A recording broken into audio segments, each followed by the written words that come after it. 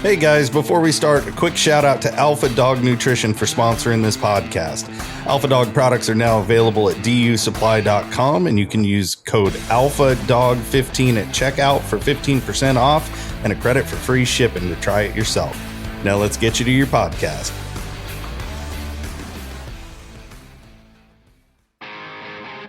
Welcome to my podcast, where we are going to talk about a lifestyle with dogs and threw in a few life lessons along the way.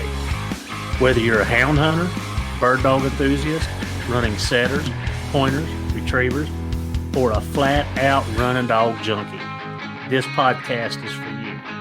I am your host, Heath Hyatt, a certified law enforcement canine trainer with over 3 decades of personal and professional training and handling experience. It's time for me to pay it forward.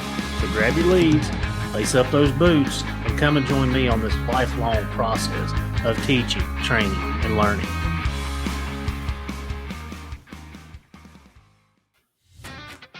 Are you looking to unlock your dog's full potential and give them the best nutrition possible for peak performance? Then look no further. Inukshuk has what you're looking for. Inukshuk's nutrient-dense formulas are crafted to keep your dog's energy high and performance top-notch. Packed with premium proteins and essential fats, Inukshuk delivers the balanced nutrition your dog needs to thrive. From hunting dogs to police canines, Inukshuk is trusted by professionals. Give your dog the power of peak performance with Inukshuk professional dog food. Well, Richie, how was your day? I know you were out and about. Y'all, you went out both days. You was out both days this weekend, weren't you? Mm-hmm. Yep.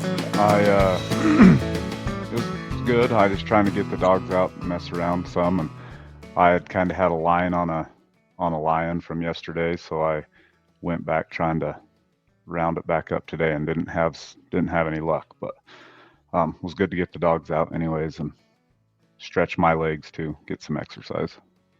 So did you find a track yesterday, or you just knew somebody had seen it and that's where you went to try to go find him? Yeah, I had found a track. That might have been Friday. I found a track Friday and went back both days looking for it. I trailed it. We had a little skiff of snow Thursday night, and I went up there Friday, and by the time I found the track, it was like 11 o'clock or something, and I trailed it. I had to help the dogs most of the way, but I trailed it a good ways, and then you know how it is. This year it's getting warm, and by about, I don't know, noon, the snow that it had stepped in had melted out, so there was just nothing there. But mud. A lot of mud. So and I went back yesterday, made a circle, didn't find it, went back today. I wasn't even going to hunt today, honestly. I was going to stay home, but I decided to go back up and see if I could find it. Yeah. Well, so I was going to ask you, so you had skiff of snow on Friday or today? Friday. So that's one way. Yeah. It was there Friday morning. I'm talking half inch of snow. Mm-hmm. And gone. It was gone by that afternoon by 1 or 2 o'clock, probably 3 o'clock. So, and I know you and I have had multiple conversations, just so everybody knows who we're talking to. Got Richie Zaccardi on from Utah. Richie and I talk a lot about dogs, and we talk about all kinds of things, but we do a lot of dog talking, and I think he does that with a lot of people. But that's who we got on today. And actually, what day was it? It was Tuesday. Tuesday, I was on the creek trout fishing, and Richie and I had a long conversation. We got to talking about environments and weather and all kinds of different things during that conversation. So my question, Richie, is if you had a half inch of snow on Friday and it's gone Saturday and it's gone to Sunday, how do you trail? Because to me, and in my mind, I'm trying to play this odor picture out. So snow, moisture, holds scent, snow's gone, the grounds can still be wet. How does that affect the scent in your area? Extreme. I think it's the most extreme trailing conditions there is, for me anyways. once the scent starts evaporating, of course, it evaporates, so there ain't nothing to trail. The moisture is what really gets us here. The problem is Friday afternoon, it was after the skiff of snow, it was 45 degrees ish, probably. So it's muddy, and then it'll freeze hard at night. Yesterday morning when I got to the mountain, it was 10 degrees, and then 45 by noon. Same as today. It's 50 degrees here today. Everything was froze last night, and but thawed pretty quick, by 10 o'clock. So, like in the track, I did find a track of that same female I had trailed Friday, and she had stepped in the mud at some point in time before it froze, and then it had froze, and her track was frozen in the mud. So just really hard to trail those. Yeah. Like I said, I think it's the worst conditions there is, aside from heat. So do you see a period, and I don't know what podcast I talked on, and I've only had it happen to me a time or two, and that's when I was hunting my blue dogs that I had from Dale. Do you see a time when you go from that froze up at nighttime into that thaw period where it starts to thaw? Do you see that thaw period as good trailing conditions? Yeah, for about an hour, probably. Mm-hmm. So, I mean, trailing good, and the whole trailing thing to me, to be honest with you, Heath, that's what keeps me having hound dogs, honestly, because I don't think anyone will ever figure out scent conditions ever, no matter how hard they look at it. No day's ever the same. No barometric pressure is the same. The temperature's never the same. That's what's exciting about it. So I've started plenty of frozen tracks that I have a track froze and they're trailing good, and they hit a point where they're really trailing good. And that's when the ground starts to thaw, and sometimes you think I'm about to get this jumped, and you're not any closer. I mean, well, of course you're closer to it, I guess, because you've been trailing. But when it thaws like that, them dogs can smell that track good for, I mean, it's never the same, but 10 minutes, 15 minutes, an hour, and then it's just gone. Like, it's just gone. I mean, it thaws, and then you're at a crawl and a standstill on a trailing point of things. Yeah, I think trailing. I mean, yes, it's exciting to catch game. I mean, it is exciting, and that's if we didn't catch game. I think you and I talked about this. If I went all year and didn't catch game, and I've been there, done that. Trust me. Like it would. Not only is it humbling, but it is disheartening at the same time. So, that is a part that drives us. But trailing is why I got into dogs. Period. Like the story they tell, the country they go through, the dogs telling you, whatever the species is, what it did. And, as you and I have talked before, I have gotten away from that style of dog some. And, I'm trying to get back into that and keep some of the stuff that you and I talked about. Like, it's a fine balance, but, it is exciting. It is exciting to have that dog work a track and work a track and work a track. And then when you least expect it, bam, it jumps, and then the race is on, and then a whole new start of emotions come through you. And then, the excitement picks up, and then you're just waiting on, the end result. So yeah. I'm with 100%. Yeah, for sure. We all want to catch something at the end of the day. I mean, I really believe, and I've even made this, I'm guilty of making this comment myself, that, I'm happy just trailing all day and never catching anything. Well, that's fine to an extent. You trail 15 tracks, tough or easy, and you end up not catching a good portion of them. You need to go back to the drawing board, I think, and try and figure out if you're doing something wrong, or your hound training's gone downhill, or the quality of dogs you've caught have gone downhill. And hey, I've went through all of those motions before, wondering, man, is it me, or is it the dogs I'm hunting, or did I make a wrong cross? Or I've just had a wealth of emotions. And it's not just that for me with the trailing, it's with the bears. Like, I've had it to where I've had to cold trail bears in the spring for hours, you know, traveling bears that are feeding bears anyways, that are maybe crossed in the afternoon the day before, and you're trailing them the next day, and you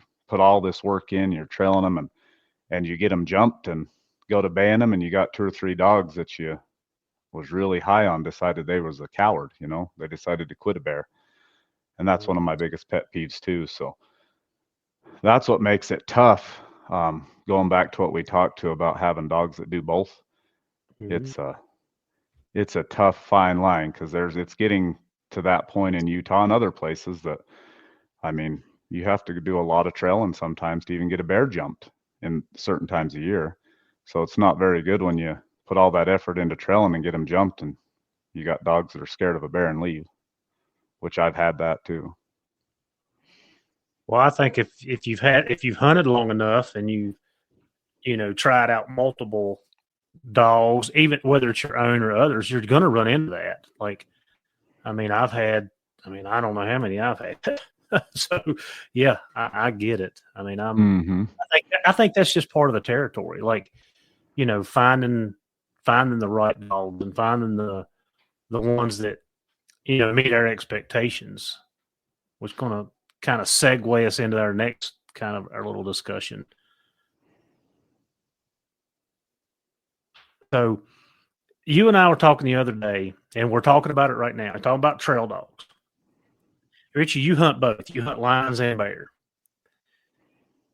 Would explain to me what your take is on the difference of the trailing. And from what I gathered from numerous people that I've talked to across the country, you know, I've been out west to New Mexico twice line hunting, dry ground specifically. Like, everybody says that the bear holds different odor. The bear holds more odor. And I don't have enough experience with lions to say yay or nay, because I just don't. I've hunted them for 2 weeks and we caught one out of 2 weeks of hunting. Yep. Drastically different for sure. I mean, you know, bears, you've heard the saying, they've been named garbage trucks or whatever you want to call them. Like they have a lot of scent, no doubt about it, compared to a lion. And there's a lot of variables though too. I mean, it depends on a tom lion or a female lion too. There's a whole totally different aspect of trailing a tom to a female. But yeah, generally, of course, a bear is gonna have a lot more scent. But I've also trailed bears that are really, really hard to trail. That are tough, but they're older for sure. I mean, I truly believe you can trail an older bear track a lot older bear track than you can a lion track for sure. It just depends on, you know, the weather and the heat again. And I've seen lion tracks that I thought I could really trail and couldn't. And same with the bear that I know was there the day before on my tire tracks, and I can't trail it.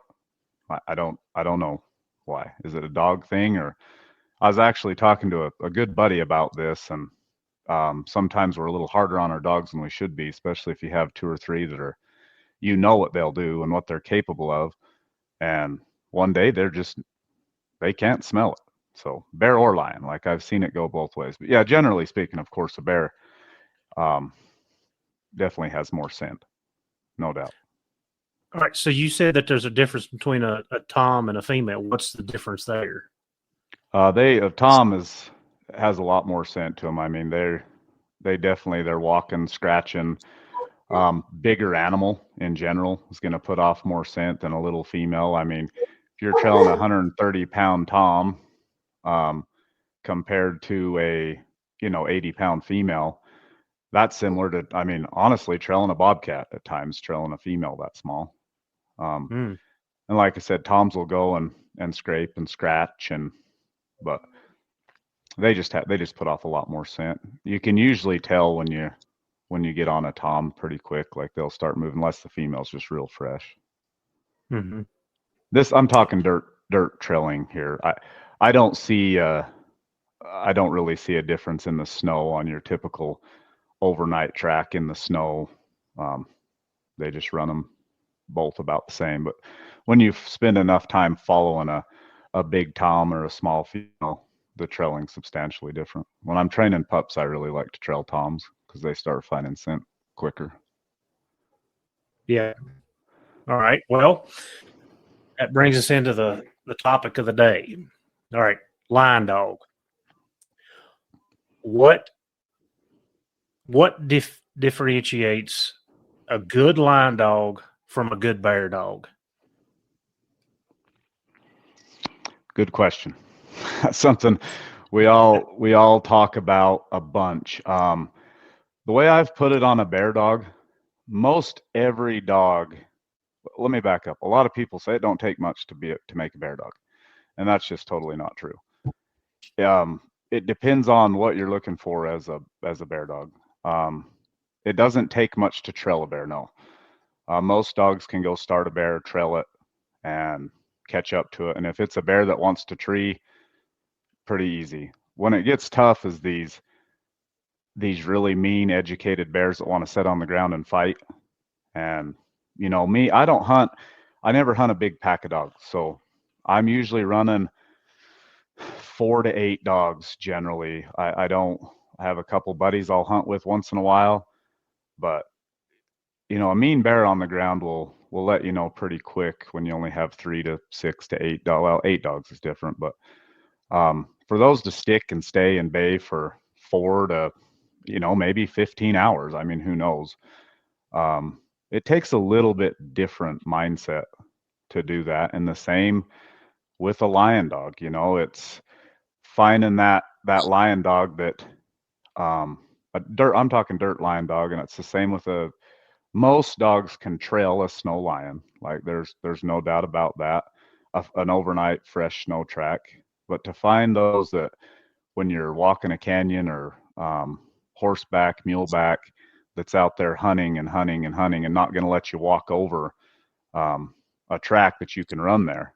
That's another aspect of this, is that strike dog mentality. So it does take a really special dog, and I believe firmly that the hardest thing that I have to get in a hound is that really, really good strike dog that is going to find you a really tough track and stays hunting all the time, going away from the truck and going to the truck 3 or 4 days in.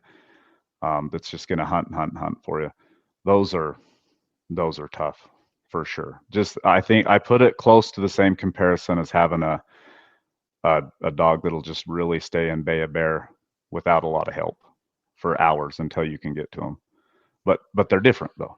They're different styles of dogs. But I think it both lands in the heart aspect of things.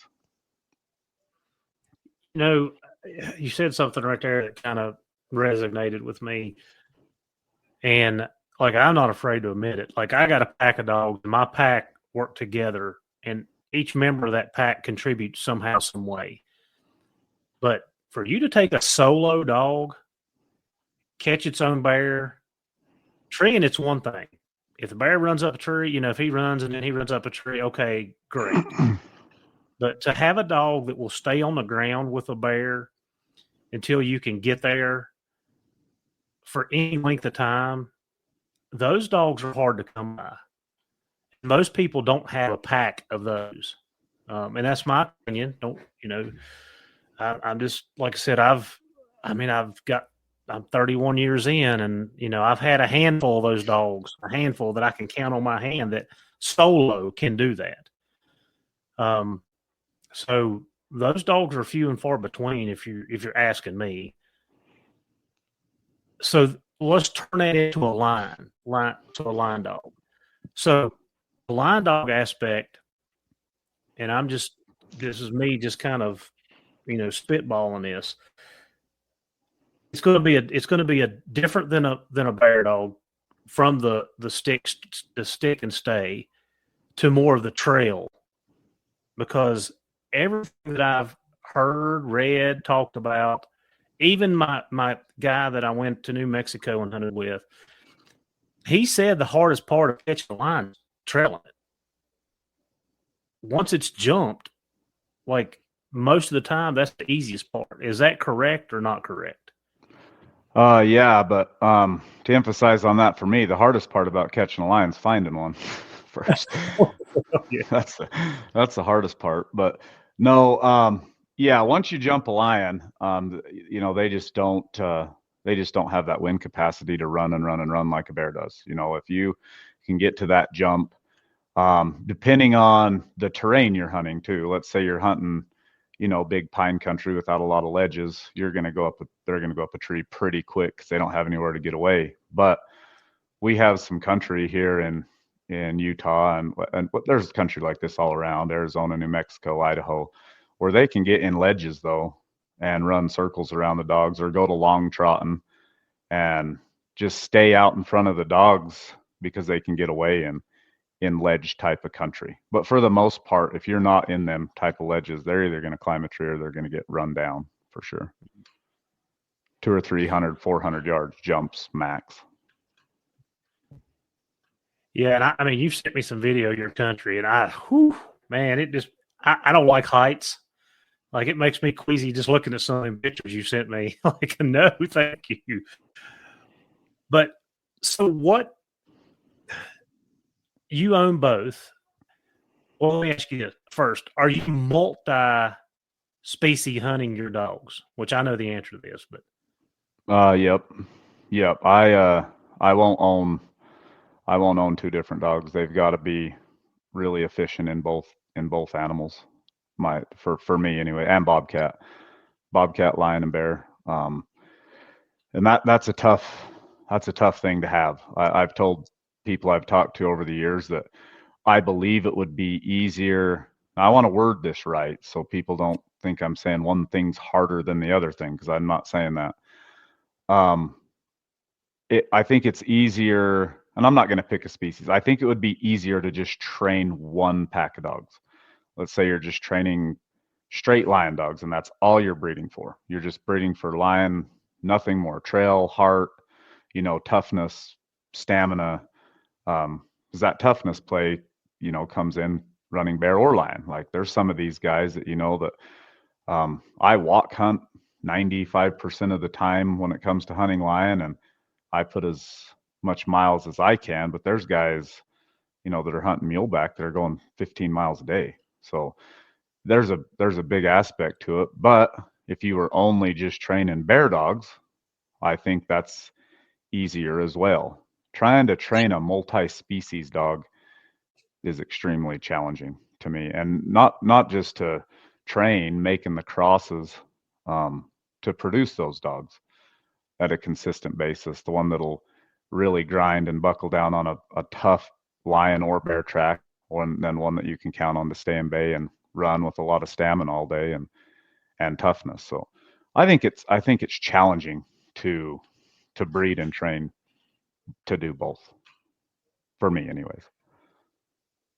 yeah, of course I only do the one species, which is I don't cat hunt my dog. We have bobcats, but I've really never done that on purpose. Like I said, I've treated a few on accident. So when you go to switching from your bear season to your lion season, do you see that it takes dogs a little while to? I think we had this conversation.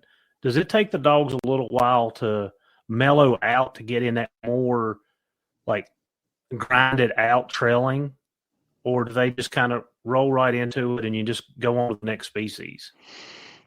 It depends on the dog. I mean, I'd be lying to you if I said, "Oh yeah, I just have dogs who run bear, and then there's no issues." Now, I think it's dog specific. There's some dogs that handle it easier. There's some dogs that, I mean, you can run 20 bears in a row and not find a bear one day and run a lion, and you have certain dogs that'll just go to pounding on that lion like they had been running lion every day. And there's some that are just as good at trail dogs, but they do take some time. They're wanting to push and overrun a track, and it does take a transition period for sure. I mean, for the most part though, I think when these dogs are raised, started trailing early, and you're exposing them to that and keeping them under wraps, they transition pretty well. I mean, like I said, it's depending on dog. I mean, some struggle worse than others.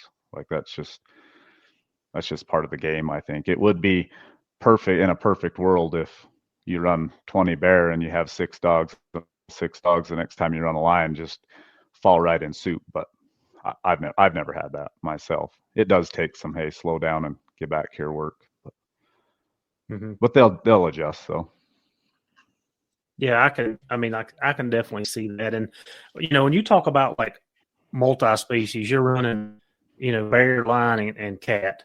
When cat, we'll talk about bobcat. Like, for if you roll that over to the law enforcement side of things, like we try to get the most bang for our buck. So, our the smaller agencies, they don't have $100,000 canine budget where they can just buy a single dog for each discipline.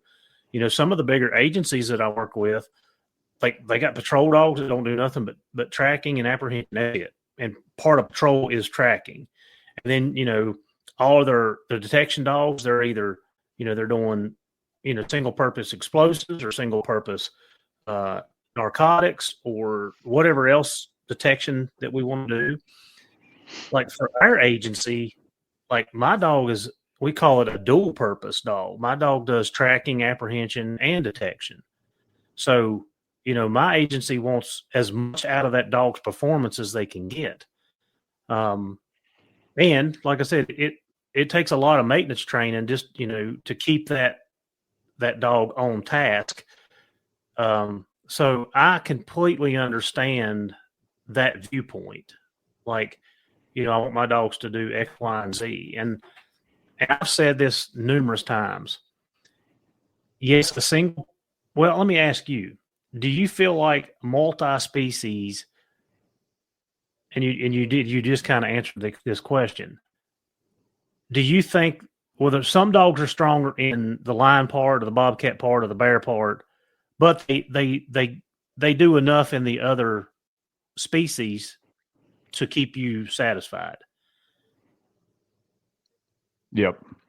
Yeah, I definitely, most dogs will favor one side or the other. I mean, there's no doubt. And it goes back to that, like you said, transition them over. There's some that are really good bear dogs, but they're just easy to get sucked back down. And to me, they're probably favoring a little bit more on the want to trail portion of things. That's how I've viewed it. But most dogs, I mean, and people's probably lying to themselves if they say, "Oh, my dogs are just all around as good a bear dogs as they are lion dogs." I don't believe that myself. I believe that they can. I like to break it down in a percentage wise. I can have a dog that's say 90% do everything you need to on a lion, but there's 10% of that they may not be a great strike dog, and you might have to have something that really bears down and trails to strike that track initially.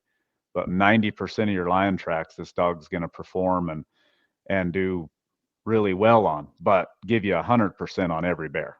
Like, just, you can tell they just favor that, right? So it's kind of it's a mixed balance there of what you're trying to get. And I think that's why the old saying is, you don't want all quarterbacks, or you don't want all wide receivers. That's why it's good to have I think a mixture of dogs, because going back to what you said earlier, that handful of dogs that'll stay and bay a bear all by itself. And it goes back to this multi-species dog. I mean, I want them all to be 100% on lion and 100% on bear. And whenever we figure that out, like, someone's going to be pretty rich, I think, because I've been breeding dogs I'll be 44 this year, and I got my first one when I was 13. And I ain't made, I've had a handful of those dogs that you could see run both species. They didn't care. They'd run them both about the same. But man, to get them, it's just, we try. I think we all try. I think we're all searching here out west, or whoever that's running multi-species is really trying to get that bunch of dogs that they've got more that are like to do both just as equal as less. But I think most of us out here have a mixed up pack that do both species really well, but will excel on another one a little better, I think.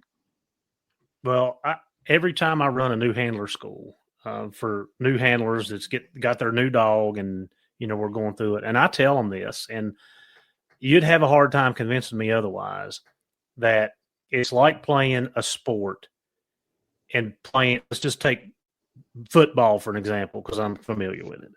You're either better at offense or defense, and I'm going to put you in the position that you like to do the most. So if you can afford a dog that only does one thing, then that dog, if you get the right dog, your dog's going to excel. But like us, in our agency, I got to have dogs that do 3 or 4 things. So I got 16 dogs in my group. Richie, I can go right now and I can tell you, if we have a burglary suspect that just took off on foot, I can tell you the 1 or 2 dogs that I want tracking that person. Out of my 16, all of ours track, but I can tell you the ones that I specifically want to go. We have a narcotic. We get a narcotics call out. I can tell you the 1 or 2 that I want to send on the narcotics call out. Like I can tell you which ones, like you just said, the ones that just seem to excel in that thing. And they'll do it all. Mm-hmm. But their strength is either in one of the 3 or 4 things that we're asking them to do. So, and that's over 20 years training police dogs.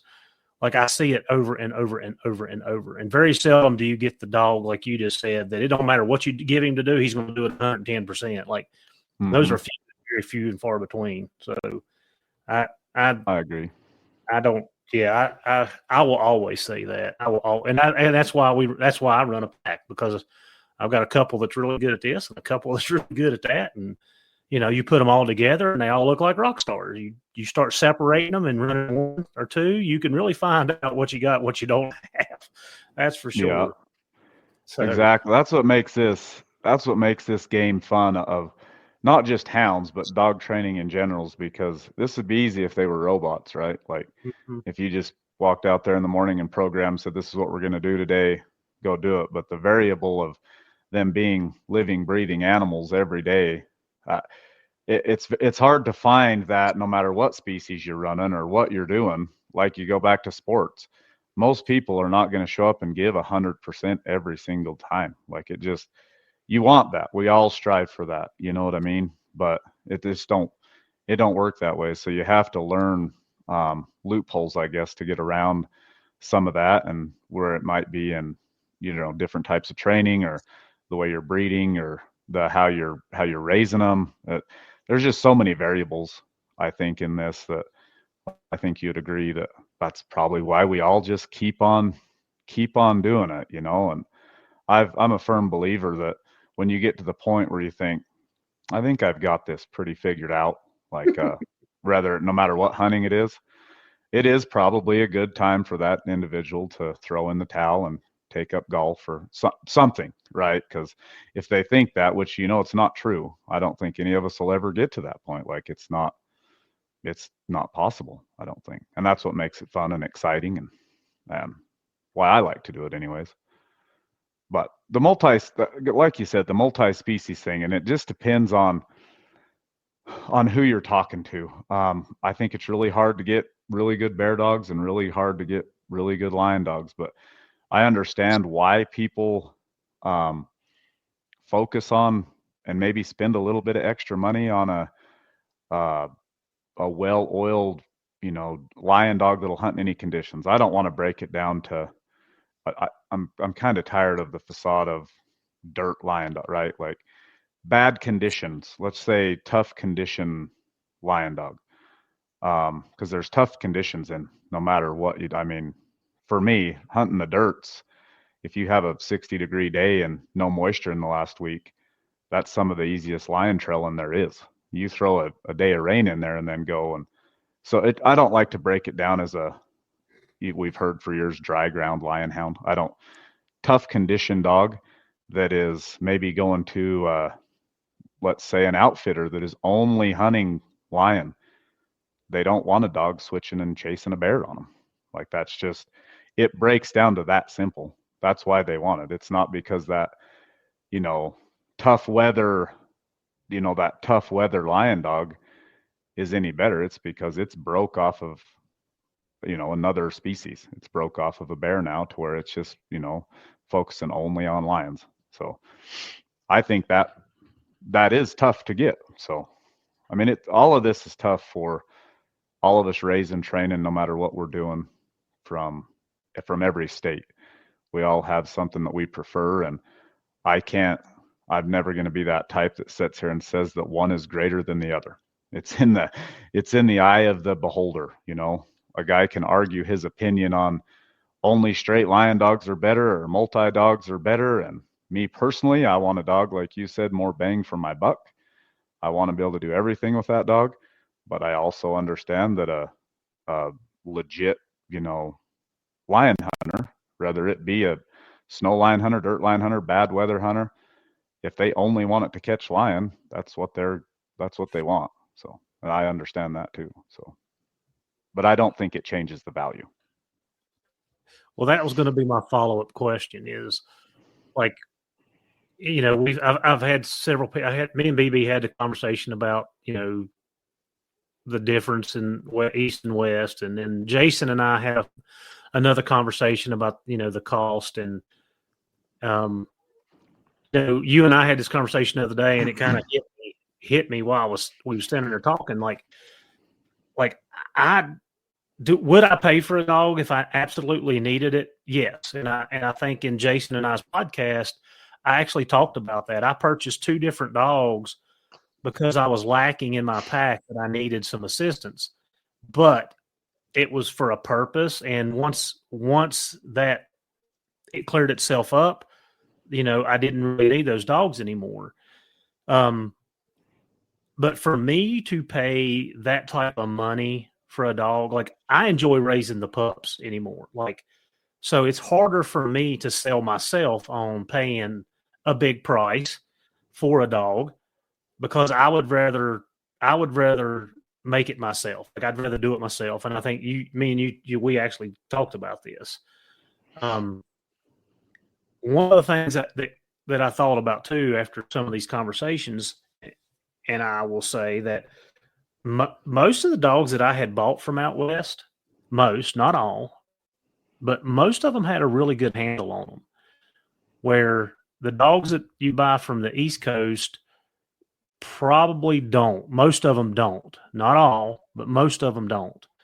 That is a big difference that I have seen in the dogs. And to me, the value of that handle, it holds some weight with me, because that's something that I preach and teach. And, the foundation that I build, it all starts on that, on, recall and the dog listening and doing what it's supposed to. And a lot of times my older dogs, I don't even have to say anything to them. Like, I can walk to the back of my truck, and they've done it so many times. As soon as I drop the tailgate, boom, they're bouncing up on the tailgate before I even get it down, because they know. So anyway, like, let me rephrase that. Would a value of a finished bear dog versus a finished lion dog, which one holds a higher value for you? So, like, in the aspect of only running one species, like if I was just hunting bear. Yeah, we'll break it down there first, because I know where you're going with that. Yeah. It would, yeah. If I was, I don't think like a real bear dog, if I was wanting to get, say, a 1-dog bear pack, and let me back up. So that'd be a different story. A guy can take 1 dog out and go catch a lion or a bear, but I believe it's easier to go and catch lions with 1 dog. Let's say if you're just breaking it down to, I had to have 1 dog. Mm-hmm. It's going to take, I mean, not the trailing aspect, but a lot of people catch lions with 1 or 2 dogs. I mean, that's pretty common.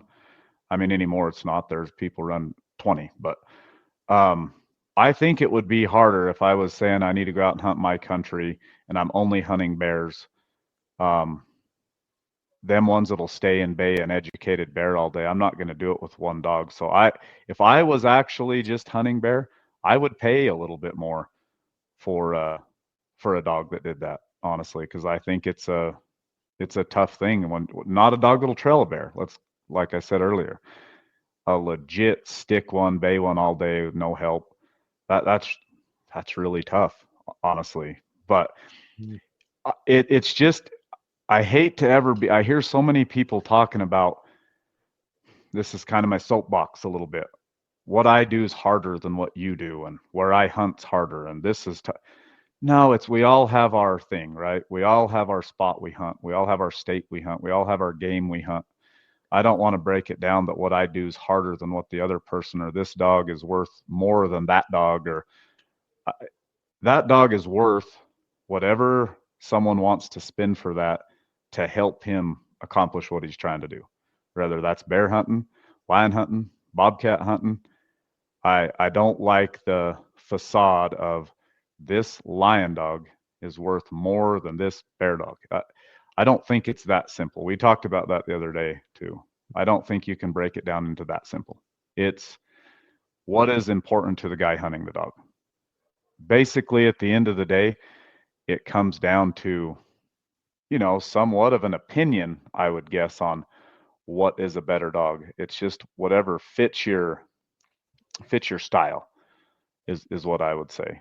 There's bear hunters that dog's worth, let's just throw out a number. That dog's worth 10,000 to this bear hunter, the same as that, hard trailing lion dog is worth 10,000.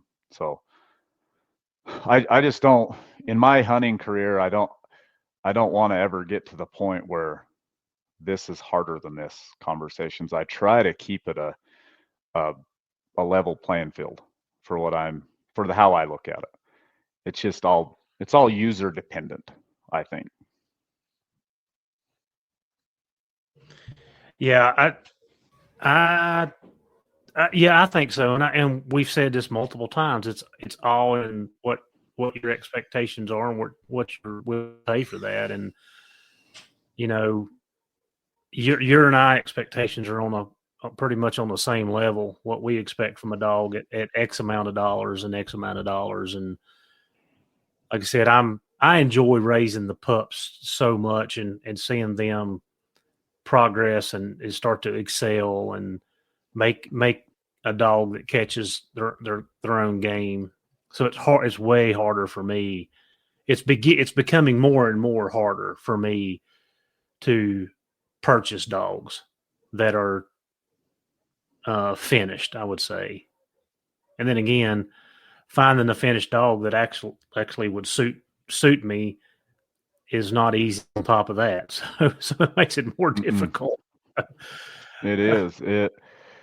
Most generally speaking, unless the guy's in this for, maybe a part of his business where he's training and selling his very best, most aren't doing that. If you're just a pleasure hunter that don't need to make any extra money, or however you're doing it, or an outfitter, say, they're not gonna sell their best of their best. And it's tough right now. I'll throw myself out there. I'm in a bind right now for dogs. I've sold over the last few years more than I should have, and good dogs that I've felt were nice dogs, and it's put me in a bind a little bit where I'm just hunting young dogs. And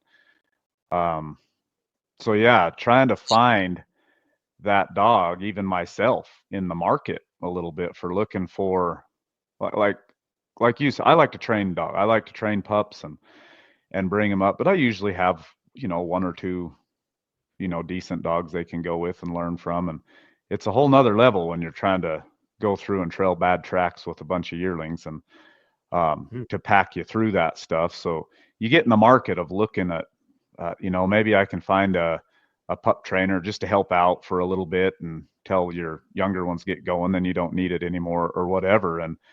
But if a guy's wanting to get just a nice 2-3-year-old dog, and have it be beneficial, I'm not paying that money.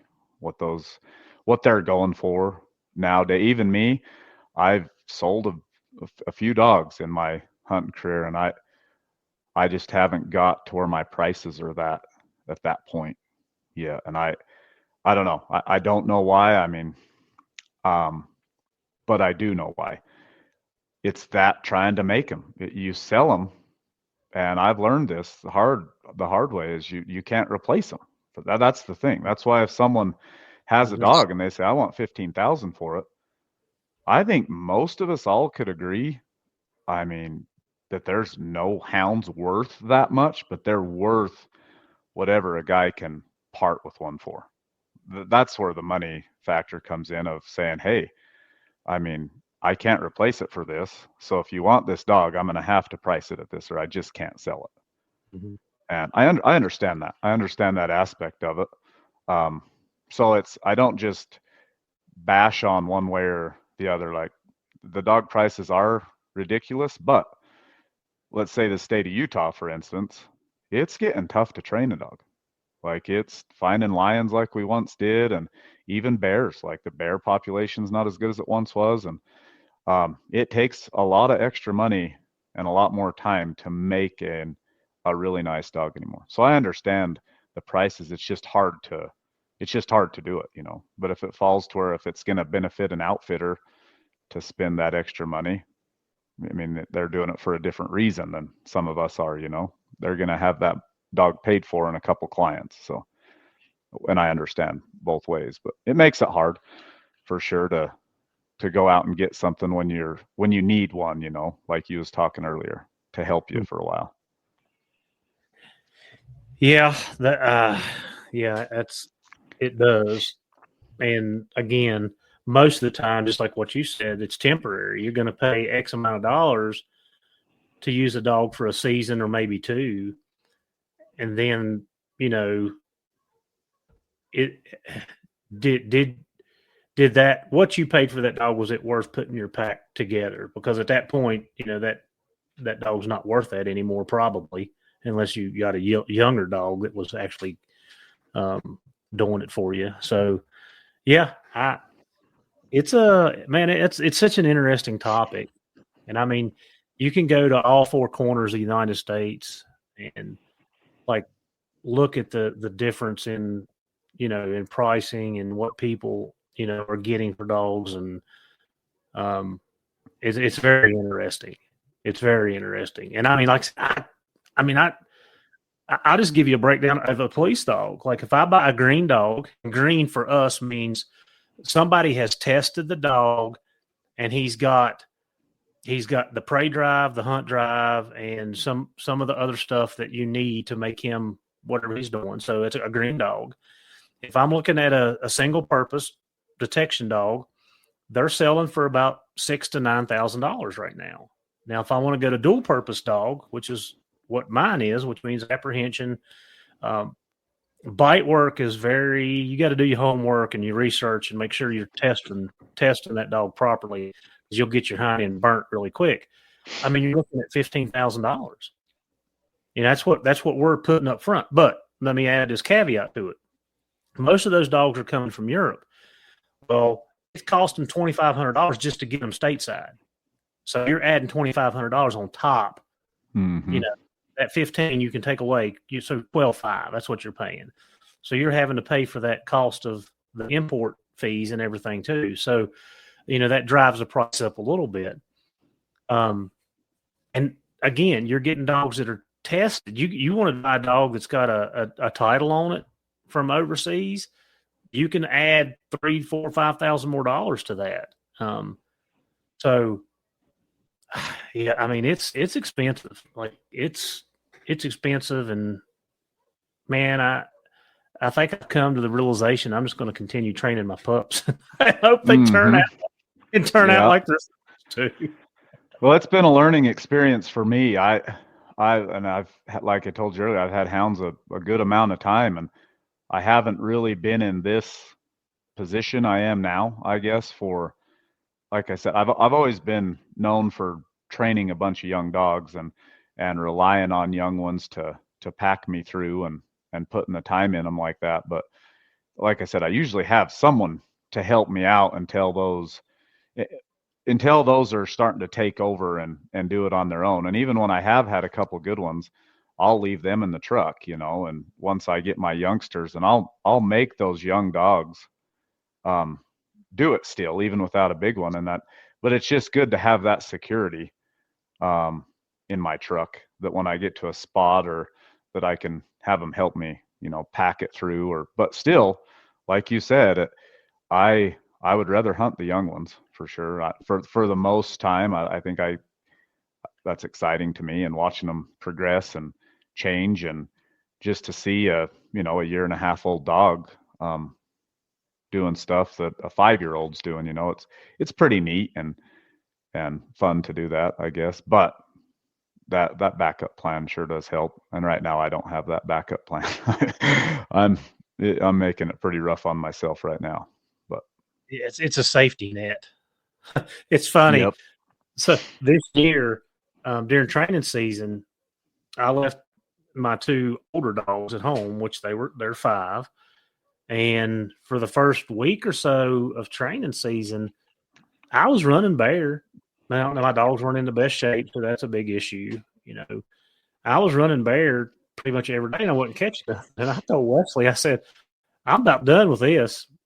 So I got Spook and Kate out, and I took them and two puppies, two young dogs, 2 or 3 young dogs. I can't remember. I took them 2, and Sassy and Bronx and Bridger.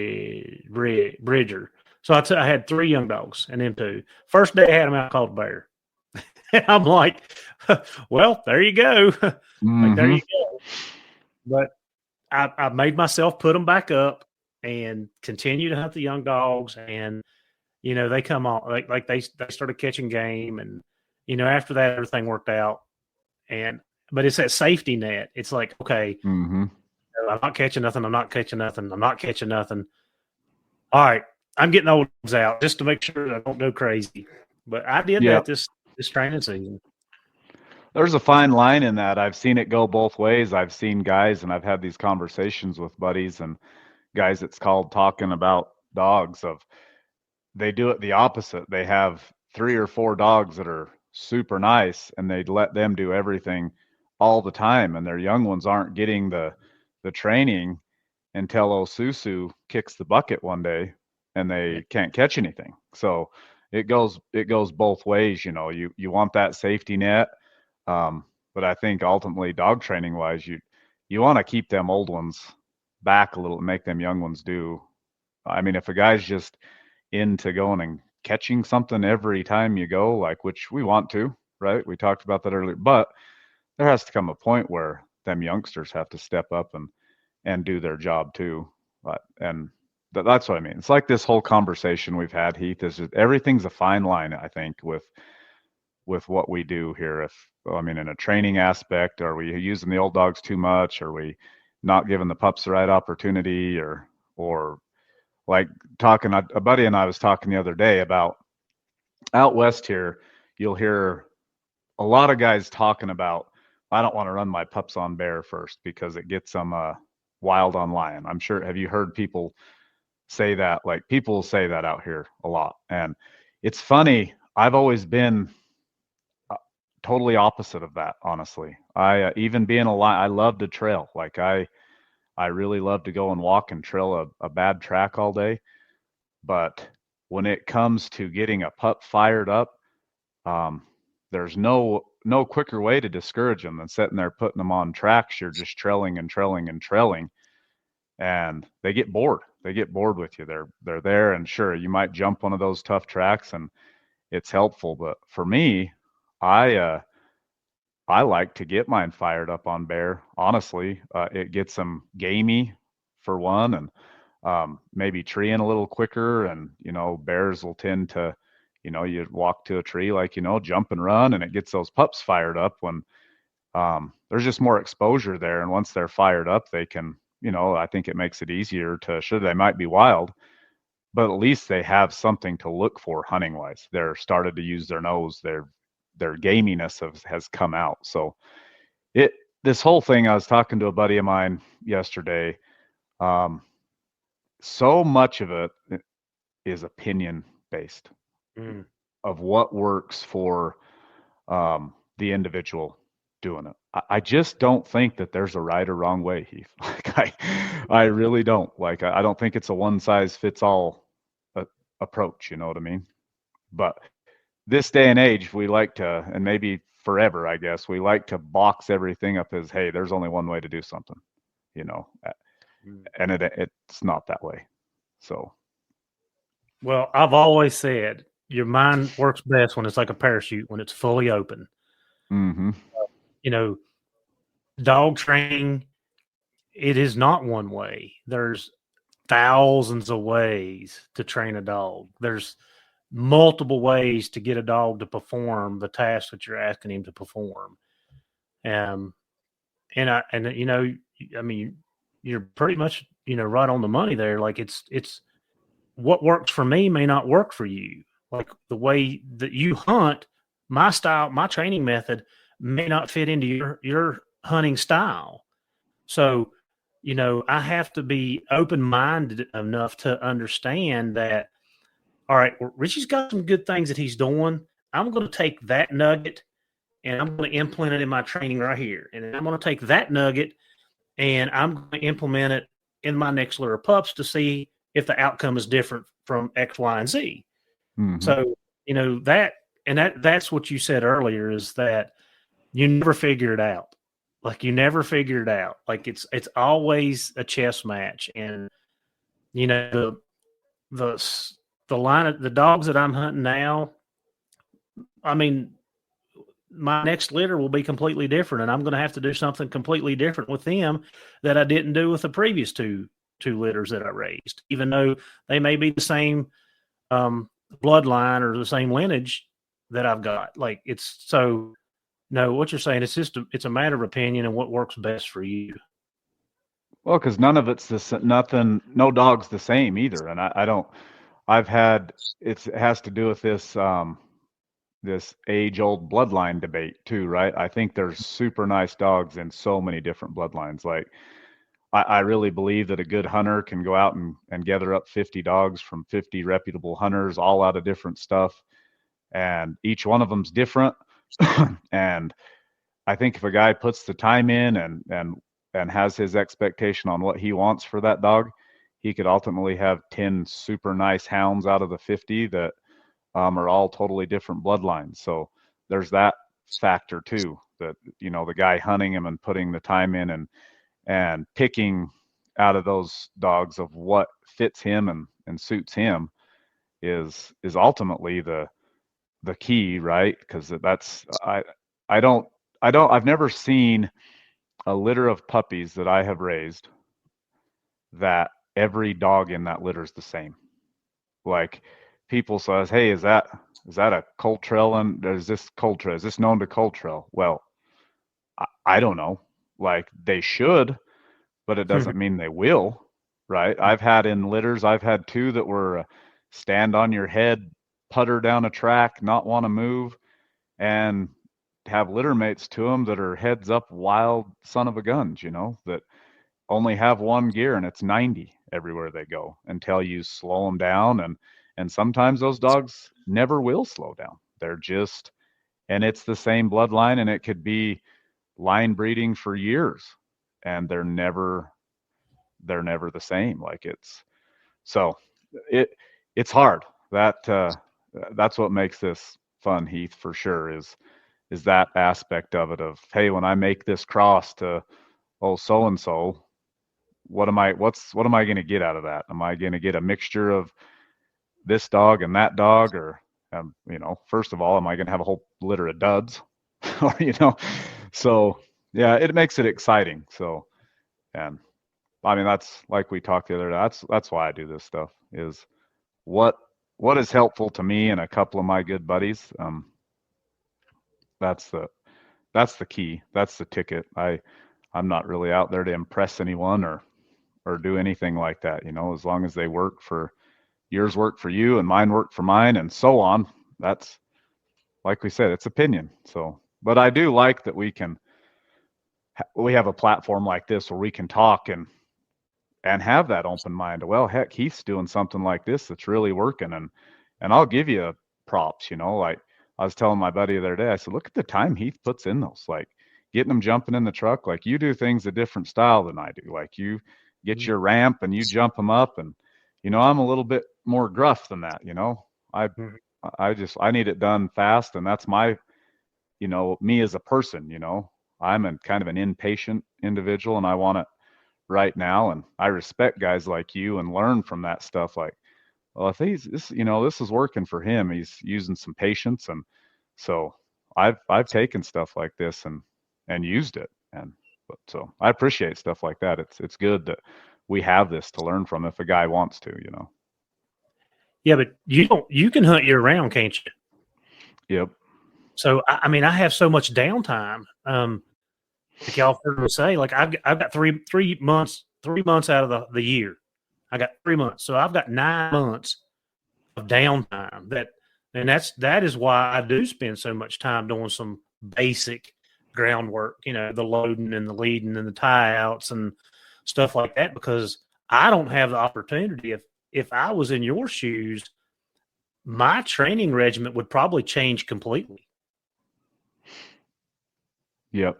And I do the same, like with you. Like I pride myself on having a super good handle on my dogs, and no barking in the kennels, no, none of that. That's all I guess it's the approach on how it's done. And you're right. We can spend a lot of time in the hills. Like the only thing that gets us in the summer, I like to hunt lion year round, and the heat will get us, right. But we still have, we still hunt right through the heat, so we just have to be smart how we do it. But yeah, it's just taking advice from others, and that might make it easier, you know what I mean, and for dogs. But I think at the end of the day, we all want that really good handling dog, and it just takes time to get it that way. But I think you're right. Going back to earlier, you brought up guys back east, and the only thing I have to go by is videos that I see, and it's leashes everywhere they go, and it's a preference, I can't do, like, I don't even use leashes all that much. I've got to where I'll lead puppies away from a tree because I went through a stage where it was, let's go, I'm not putting the leash on you, it's time to walk out of here. And I think it hindered those pups a little bit. I like to keep them treeing, but yeah, it's just a different style. I've seen back east, there'll be 15 trucks lined up to turn a bear, or at Wisconsin, and good night. Teach their own. That's fun and exciting, I guess it looks like, it's just different. It's just kind of different than what we do things out here. Yeah. Well, Richie, I really appreciate you taking your evening and sitting down and talking with us. Like I said, you and I have a lot of these conversations, and I think it's a good conversation. Like you said, it's great to be able to network and talk to people in different places with different ideas, and take what you can, make it yours. Like everything that I know, I've learned from somebody else. Like there's very little stuff that I've ever done that's mine, that's got my initials on it. Like everything I've learned from somebody else, I have tweaked it here and there, or changed something in it. But I mean, and that's what's great about, being able to talk to people and learn. And I really appreciate it. And I think the listeners are really going to enjoy this conversation. And I appreciate you too, bringing me on and talk. And I just, as all of us with hounds, most of us are pretty passionate about it, and like you said, most of this stuff I've tried to learn from other people, and then plus getting myself out in the woods. It's even like the bloodline of dogs that a guy hunts that people get stuck on. And I'll always tell everyone, hey, I didn't raise them in a garden, and neither did the guy I got them from, or that guy. There's just a never ending circle of where dogs come from, right? Like someone's got them. And I think I tried to tell a buddy of mine the other day that's real young, and I won't take up any more of your time, but he tells me, he's like, I want to make this cross. He says, but I'm nervous. I got these dogs they go back to some of your stuff and some local guys. And he's like, I know they won't be mine, but I just want to have my own. And I said, hey man, I was like, none of these dogs are anyone's. I says, that cross that you're making there, those are your dogs. At that point, you've got them, you've trained them, you've hunted them, you've decided to make that cross. Don't worry about what someone else is going to say. You're putting the time and the money and the effort, and you've trained them. Good on you. Those puppies are yours at that point. You've earned that right. Make that cross and call them yours, because both of the dogs go back to some of my old dogs, and that means nothing at that point, right? Them are his dogs, and that's what I like to see. Guys that are passionate enough about that aspect of it, they don't get hung up on those kind of logistics that don't really matter all that much. Take them and make them your own, and hunt them how you want them. That's the big thing. That's right. That's right. Richie, thank you for helping us teach, train, and learn. Yeah, you bet. I enjoy it.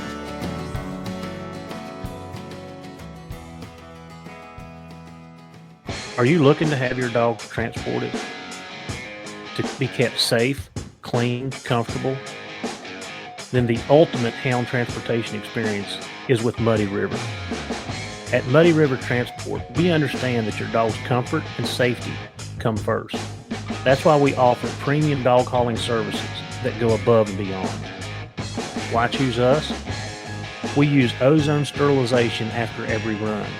We use an advanced ozone machine to thoroughly disinfect and sanitize our van after each journey. This ensures that your dog travels in a clean, hygienic, and safe environment. Top of the line comfort. Our spacious climate-controlled van is equipped with comfortable, secure spaces designed to keep your dog relaxed and safe during transport. Professional and experienced drivers.